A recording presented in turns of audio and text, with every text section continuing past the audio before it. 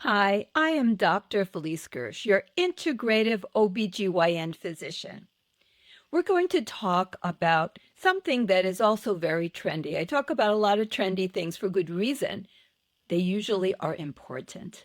At least I hope they are. That's why we want to go into it. In this case, we're going to talk about the effects of menopause on the gut microbiome.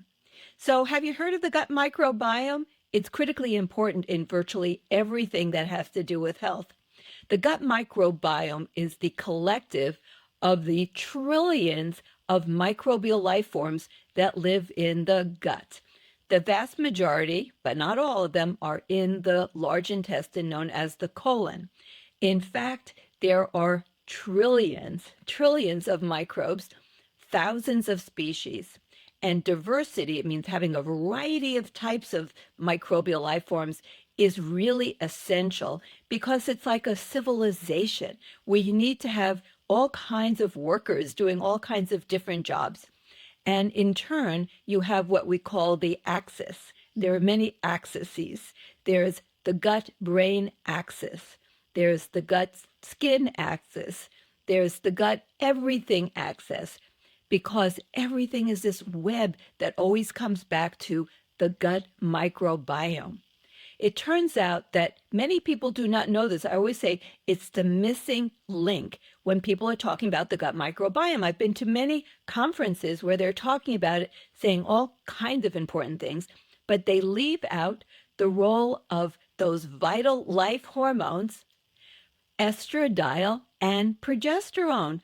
They seem to forget that those hormones are intricately involved in microbial function and the health of the gut barrier. So, what is the gut barrier? Well, it turns out that in the intestinal tract, there is a lining of what are called epithelial cells. And they are very close together, one and another. There's just a single layer of these epithelial cells, and they are very held tightly together.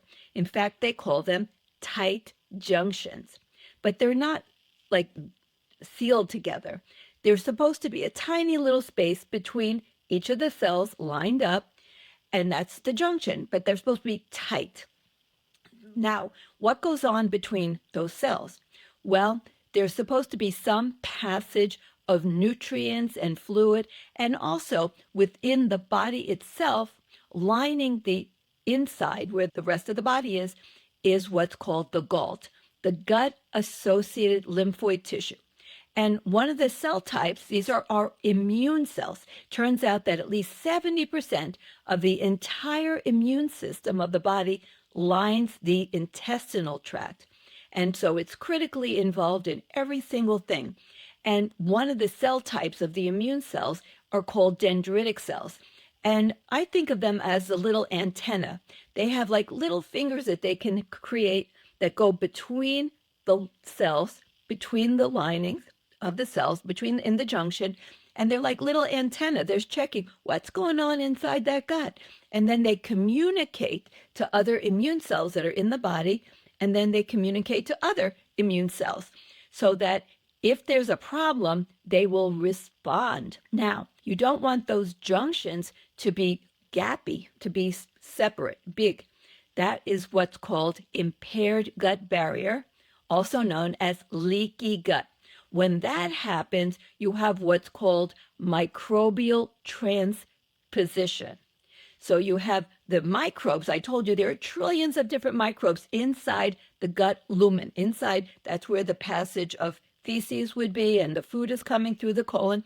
And you don't want these things, that little gap is supposed to be to allow the dendritic cells to put their little fingers like antennas to check what's going on and for some fluid and nutrients to pass through into the body, but not for all kinds of microbes to get between those cells in that junction and then go into the body proper. That's transposition of the gut microbes. Well, when you get leaky gut, which happens universally with the development of menopause, it's not if, it's how bad. It's not if, it will happen. Plenty of data to show that. Now, when the bacteria that's inside the gut lumen gets between these junctions into the body proper, well, the immune cells inside with that galtus, the gut-associated lymphoid tissue, they respond just like you were having an infection, like bacteria was coming in through your skin, like through a cut, okay?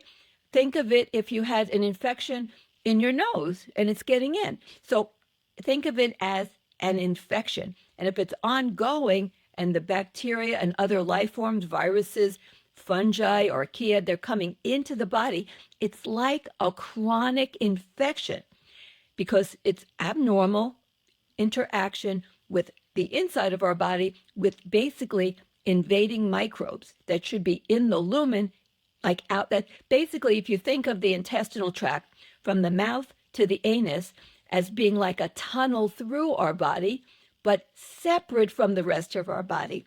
Like if you had a drive-through restaurant, you can have a van pull up and it's filled with dirt and everyone in it is like full of dirt, okay? It's just the messiest garbage-filled van, but it drives through, it picks up food, but then it drives through and out the other end of the drive-through. It's not in the restaurant, soiling the restaurant. What if the little drive-through window opened and instead of here's your drink or here's your whatever food, instead the people in the dirty van started throwing trash into the restaurant, and then they started invading in the restaurant and going in and maybe like throwing around all the tables and breaking all the dishes. That would be terrible. That's not supposed to happen. That's kind of what's happening when you have leaky gut and contents of the intestinal tract from the colon is getting into our body. Well, when these different microbes get into our body, what happens? Well, the immune cells respond like an infection. They start creating inflammatory cytokines. These inflammatory cytokines will circulate throughout the body, creating a low level of chronic inflammation that can affect our brains, neuroinflammation, in our arteries, creating vascular damage. It can inflame our bones, increasing osteoporosis. It can affect our skin, creating more aging and blemishes. It changes the skin microbiome. So we do not want to have this happening.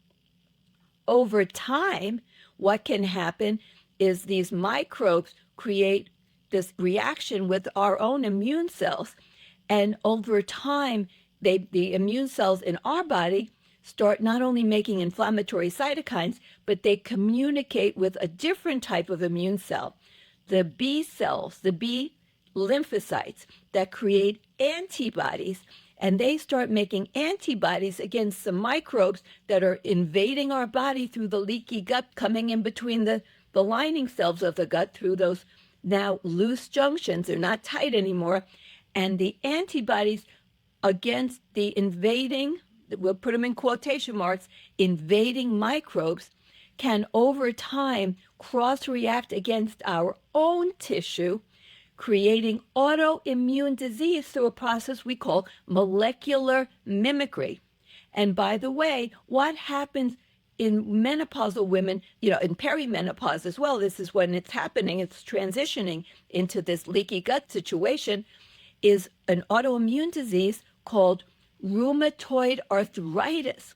It very much accelerates in its incidence with the perimenopause and menopause. They've even identified specific microbes from the gut that are identified with the development of rheumatoid arthritis, where the antibodies against this invading microbe from the gut has similar DNA, RNA to our own joints and other tissues, so that rheumatoid arthritis can develop. So I want you to see that having impaired gut barrier, leaky gut, is a very big deal. Now, I mentioned right out the top that the hormones, estradiol and progesterone, are critically important for gut microbiome health and function. So some of the other things that are involved in the impact of hormones on the gut is, well, I mentioned that you don't want to have leaky gut. Well, you also don't want to have the wrong types of microbes in the gut. And you don't want to not have the protective mucus coating. So what's happening? Let's talk about the mechanisms here. So it turns out that we'll talk first about estradiol, although there's some similarities between estradiol and progesterone. They're both important for healthy gut function and a healthy microbiome and a healthy integrity of the gut lining. So estradiol, what's its effects?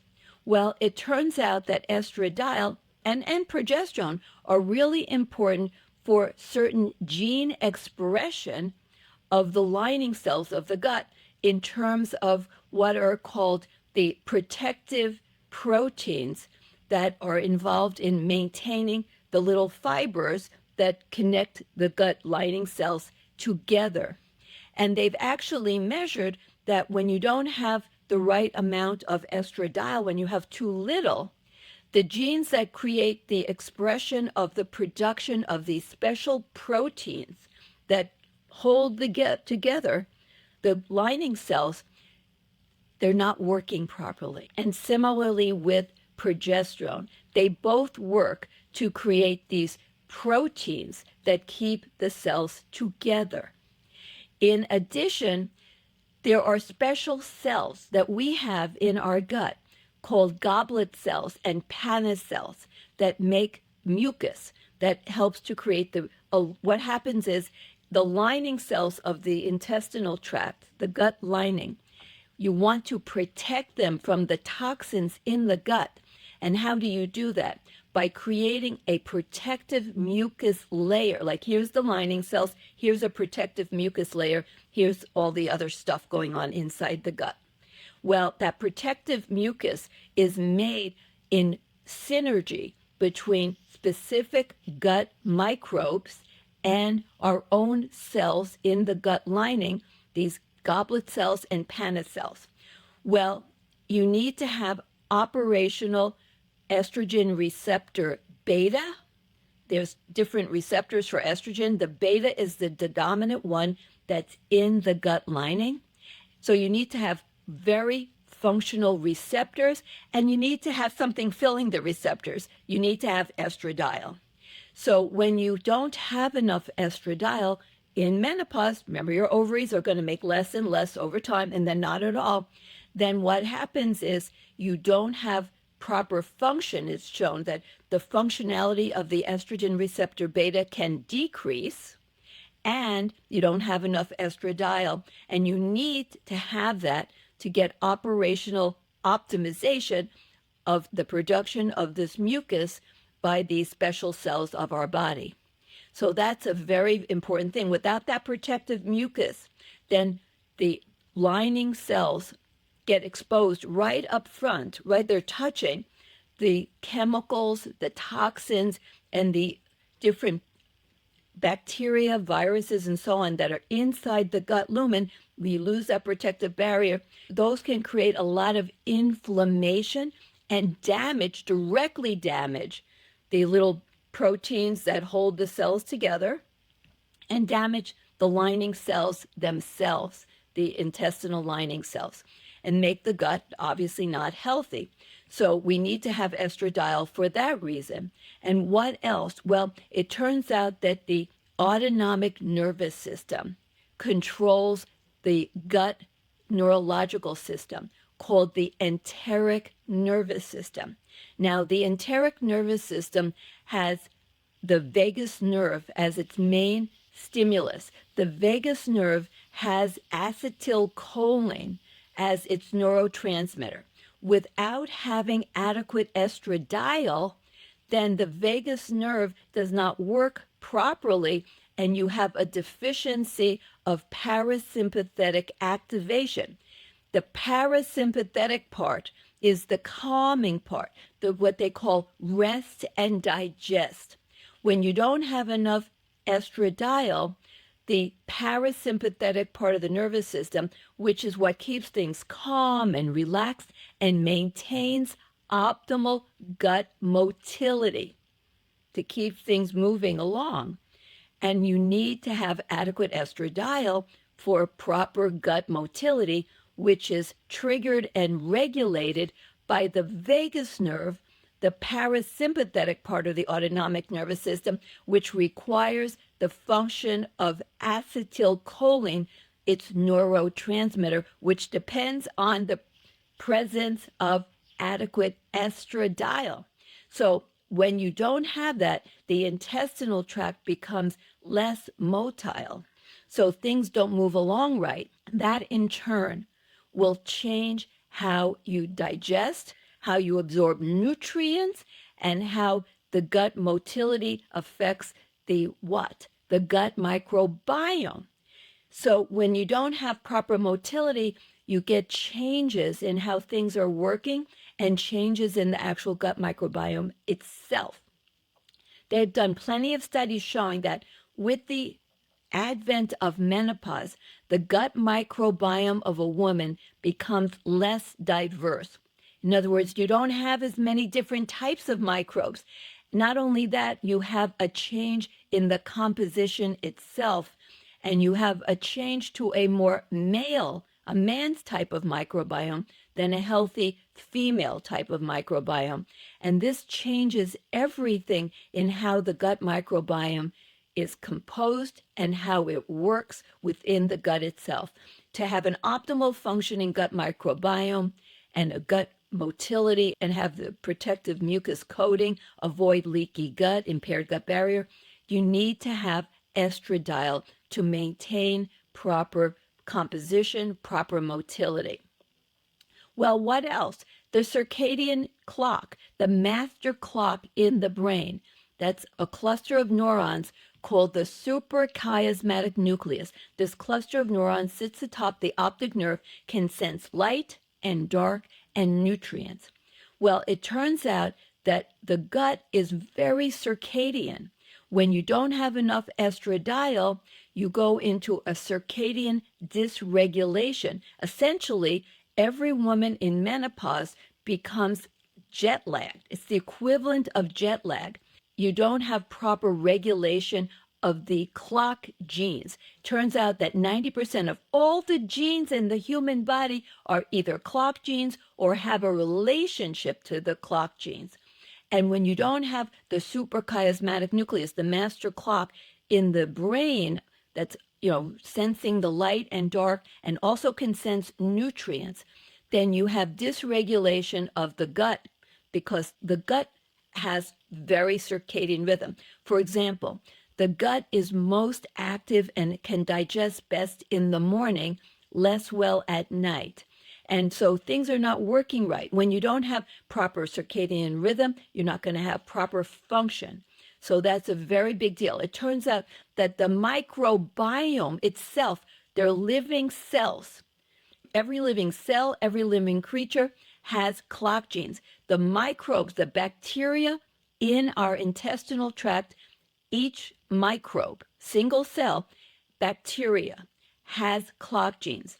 And when you don't have proper regulation of the gut, you don't have the gut clocks working right, and then you have dysregulated eating times and digestion, then you have further dysregulation of the gut microbiome, and it simply does not work properly. And when you don't have proper digestion, you don't have all the nutrients, and then that can backtrack as well to affect gut function because you may not have proper, for example, magnesium, which is also essential for proper gut motility. Now, what else does estradiol regulate? It regulates the immune system tremendously. And within the gut, they have its own immune system. The gut has, that's why people have called the gut the second brain. There are specialized macrophages in the gut called the glia. The brain also has glia. Now, estradiol is involved in regulating all the immune cells. When you don't have proper estradiol, the glia in the gut are also having problems as well. And that is another big problem for the gut microbiome. As well, when you have adequate estradiol, if you have a lot of stress, if you have brain injury, it turns out that estradiol can come to the rescue by reducing inflammation in the gut so that you are also less likely to get transposition of the gut microbes into the body that can create systemic levels of inflammation and sepsis and what we call endotoxemia. That happens frequently after traumatic brain injury. But estradiol helps to prevent that and maintain the integrity of the gut and the proper microbiome. So, as a summary for estrogen, it has many, many facets in terms of how it regulates the gut microbiome. It works through the enteric nervous system, the autonomic nervous system. It works directly with our own cells within the gut lining, the goblet cells, the Paneth cells.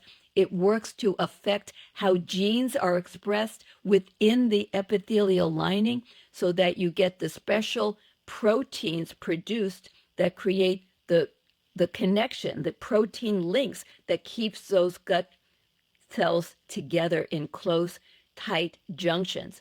So there's a host of ways, many things we don't even know, but there's lots of data showing that when you go through menopause, you get an altered gut microbiome that's been tested. It becomes less diverse, altered composition, and as well, more male-like. And so that is a very big deal. They've also shown that leaky gut happens. They've looked at markers for leaky gut, certain types of products like lipopolysaccharides, the endotoxins that are produced by abnormal gut microbes in the gut, and other proteins, like looking at special proteins that relate to having the breakdown of the little protein fibers that hold the cells together. They find these markers in the blood of women in menopause that show breakdown of the tight junctions and transposition of the gut contents. And it manifests with things like mental health challenges, osteoporosis, cardiovascular disease, more dementia, and more autoimmune diseases like rheumatoid arthritis. So these are not questionable. Now, do we need more research? Absolutely, we do. Now, it turns out it's bidirectional. There's a whole section of the gut microbiome that's called the Estrobolome. The Estrobolome, now we believed, was dedicated to actually working on estrogen. So in terms of potentially recycling estrogen. So it's really a fascinating thing. When you have the estrogen, the old estrogen in the body, it goes into the liver. The liver does different processes to it, including conjugation. Now you get conjugated estrogens. So this would be estradiol, it could be from estrone. So you get the conjugated estrogens in the liver. That's a process that the liver does to allow the old estrogens that are circulating to go out with the bile down the bile duct into the intestinal tract for excretion in the bowel movement with the stool, okay?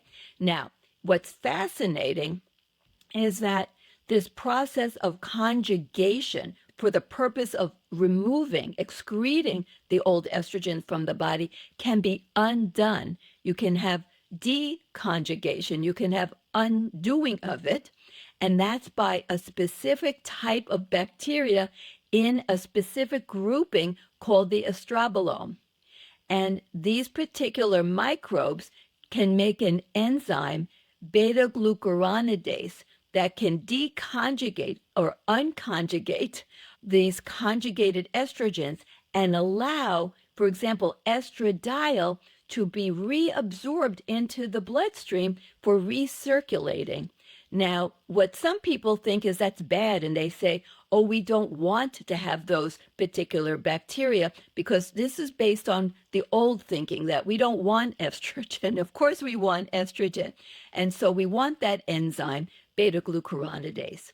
Okay, but if you don't have enough estradiol, then you don't get the right estrobolome to do the various processes that this special collective of bacteria to do.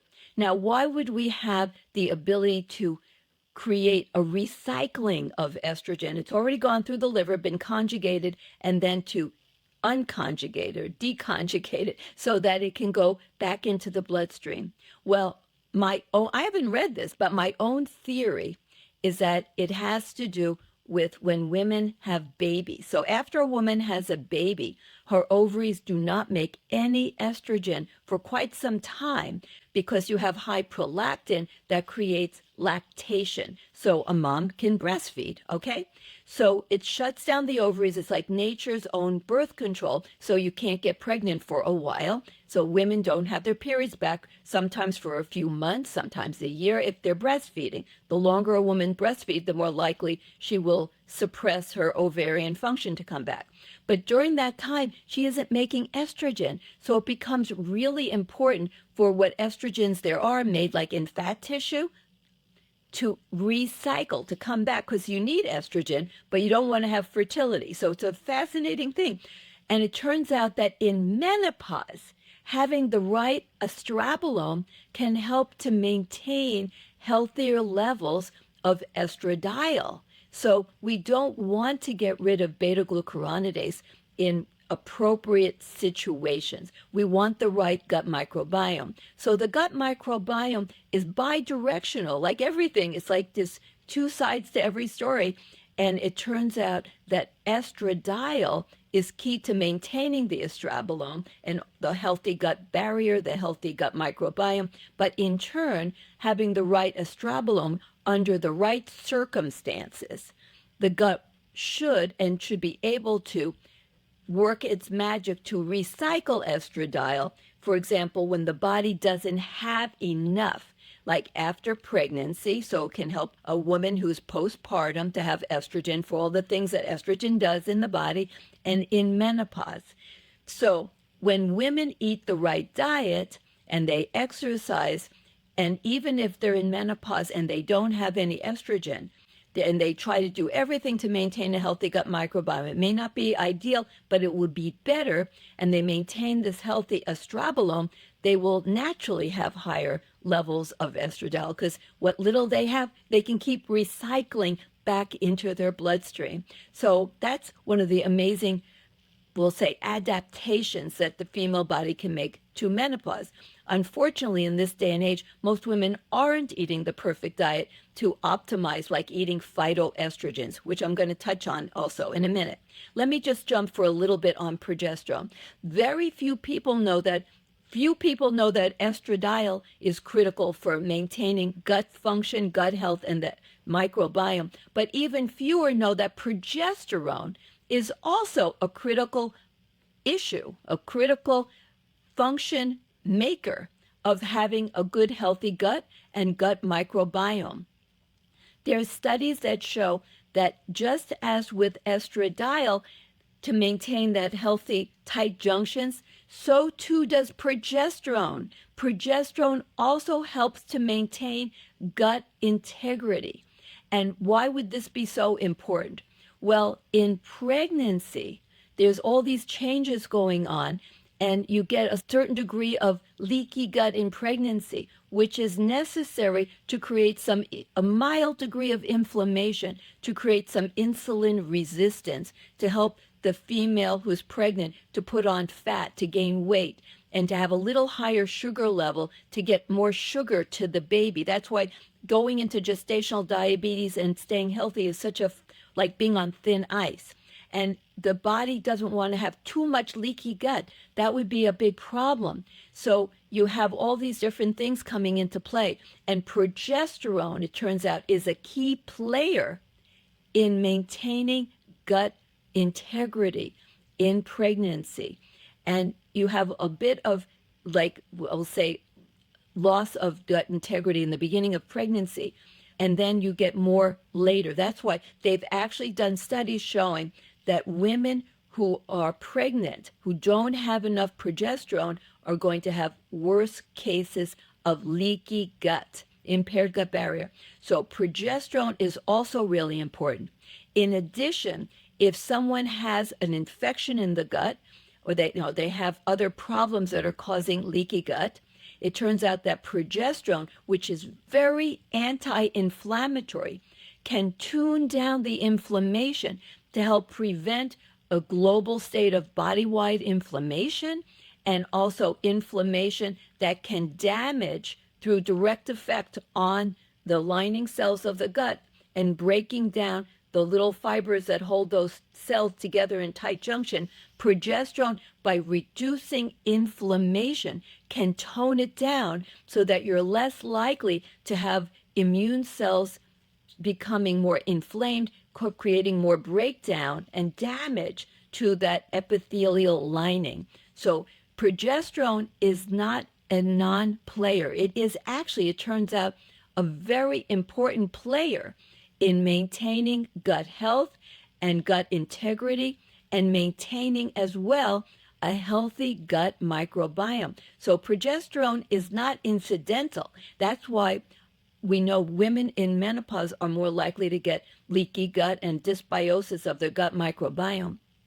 That's another reason why I say whether you have a hysterectomy or you don't have a hysterectomy should not determine whether you're on bioidentical progesterone. Progesterone isn't just about the uterine lining. It's about many things, including gut health. And progesterone is also very important as well in terms of regulating sleep and stress, which also can affect the gut microbiome in an indirect way. So what are we going to do? We're all going to be in menopause. We already are there. We're going to be there.